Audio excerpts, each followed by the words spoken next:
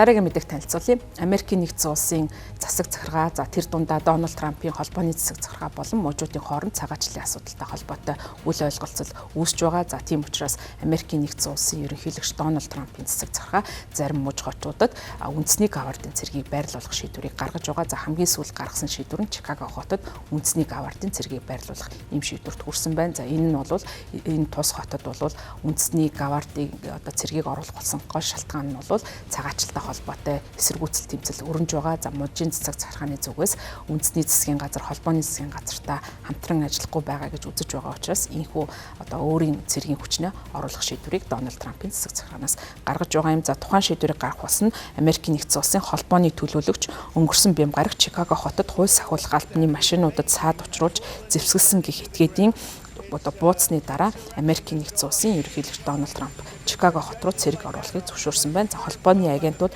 машина хөдөлгөх чадалгүй машинаас гарсан хууль сахиулах байгууллагын машиныг мөргөж байсан жолооч нарын нэг нь хагас автомат зэвсэгтэй байсан гэдгийг дотоод аюулгүй байдлын яамны дэд сайд Триса Макфлепен мэдэгдэж байгаа. За тус одоо яамны мэдгцнэр жолооч шархаа эмчлүүлэх зорилгоор өөрөө эмнэлэг татсан гэж мэдэгдэж байгаа бол Чикаго хотын галт төмрийн албаны төлөөлөгч Ларри Меретийн Sun-Times-д мэдгцнэр түүний хэвийн байгаа орон нутгийн эмнэлэгт хүргэгдсэн гэж мэдэгдэж байна.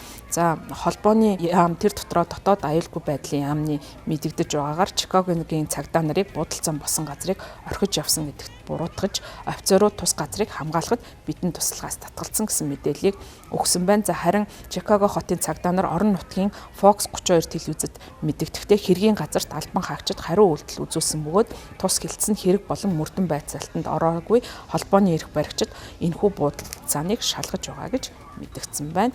За буудалцааны дараа цугларсан чагсагчид ICE буюу Америкийн нэгдсэн улсын цагаачлал болон гайлын албаныхны гэртээ харихыг уриалсан байна. За тэдний зүгээс тухайн чагсаалыг бол өргөжүүлсэн. За үүний эсрэг бол нулимс асаргуулагчаар бол шүршсэн асуудал болсон. За мөн одоо Sun-Times-д бол тухайн асуудлаар мэдэгдсэн байна.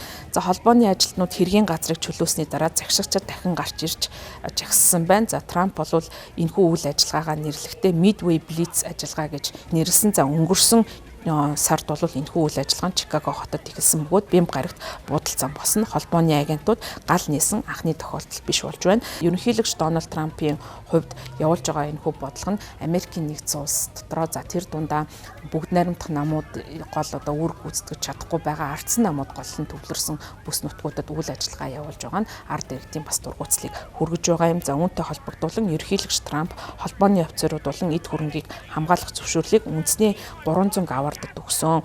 Америкийн ерөнхийлөгч Дональд Трамп Америкийн хотуудад гарч буй хууль бус үйлдэлүүдийг нүдэ ханиж өнгөрөөхгүй гэдгийг цагаан ордны хөвлийн төлөөлөгч Abigail Jason мэдэгдэж байгаа. За энэ нь бол 7 хоногийн туршид бүгд найрамдах намаас орон нутгийн удирдагчдын хүсэл зорилгын дагуу Чикаго хот руу цэрэг илгээнэ гэж сүрдүүлсний дараа гарсан мэдэгдэл болж байгаа юм. Illinois мужаас сонгогдсон сенатор Dick Durbin энэхүү үйлдэлийг манай улсын түүхийн ичгүүртэй хуудас боллоо гэж нэрлээд ерөнхийлөгч гэмт хэрэгтэй тэмцэх буш харгас айдсыг төрүүлэх зорилготойгоор тухайн үйл ажиллагааг явуулж байна гэж буруутгаж байгаа.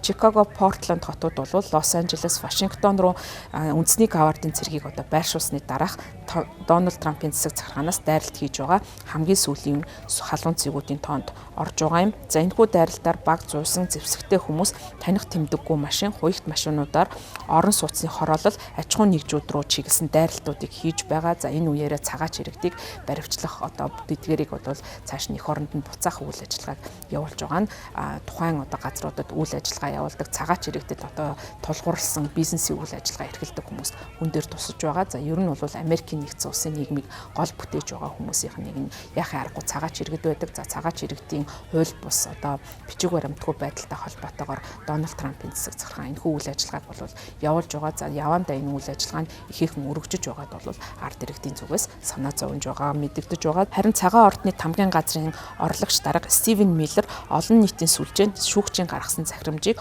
хууль ёсны бослого гэж нэрлээд Орегон мужийн орон нутгийн удирдагчдыг холбооны засгийн газрын эсрэг зохион байгуулалттай холбоотой террорист үйл ажиллагаа явуулсан гэж буруутгаж байгаагаа мэдэгдэж байна. За энэ цагаачлал болон хууль бус үйл ажиллагаатай холбоотой хууль бус цагаачлалын энэхүү үйл ажиллагааг таслан зогсоох үйл ажиллагааг холбооны засгийн газраас явуулж байгаа. За үүнийх нь эсрэг ардсан намын зарим мужуудад бол тухайн холбооны засгийн газрын бодлого үйл ажиллагааг хэрэгжүүлэхгүй байгаа. За үүнтэй холбоотойгоор Америкийн нэгдсэн улсын засаг захиргаанаас үндэсний авардын цэргийг оруулах арга хэмжээ авч байгаа. За энэ нь бол нэг талаараа цагаачлалтай тэмцэж байгаа, ялангуяа хууль бус цагаачлалтай тэмцэж байгаа оролдог боловч нөгөө талаар нийгэмд айдас хүүцийг бий болгож байгаад олон нийт санал бодлоо илэрхийлж үүнийг эсэргүүцэж байгаагаа илэрхийлэн жагсаж байгаамаа.